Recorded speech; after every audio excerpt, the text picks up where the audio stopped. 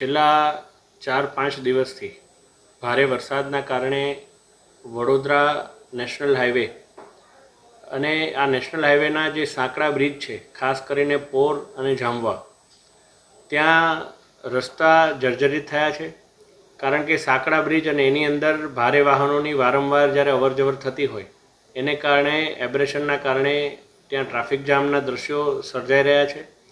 છેલ્લા અઠવાડિયામાં ઘણા બધા નાગરિકો ત્યાંથી પસાર થતા તમામ મુસાફરોના પણ મને ઘણા સંપર્ક થયા છે અને એને લઈને રજૂઆતો પણ કરવામાં આવી છે.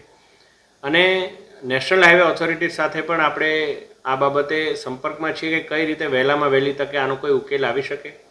આની સંપૂર્ણ મરમ્મત કરવા માટે વરસાદનો 2 થી 3 દિવસનો વિરામ જોઈએ. એ વિરામની અંદર જ્યારે હોટ મિક્સ પ્લાન્ટ એને ઓપરેટ કરી શકીએ તો એનું પ્રોપર મરમ્મત થઈ શકે. પરંતુ હાલ પૂરતા આયોજન માટે ઇટોલા અને એ જે તે બાજુથી જે ટ્રાફિક આવી રહ્યો છે એ ટ્રાફિકના સંચાલન માટે ટ્રાફિક પોલીસ સાથે પણ આ બાબતે ચર્ચા થઈ છે. માનનીય પોલીસ કમિશનર નરસિંહા કુમાર સાહેબ સાથે પણ આ બાબતે ચર્ચા થઈ છે અને વહેલામાં વહેલી તકે આમાંથી મુસાફરોને ટ્રાફિક જામથી રાહત મળે એ માટેના પ્રયાસો હાથ ધરવામાં આવ્યા છે.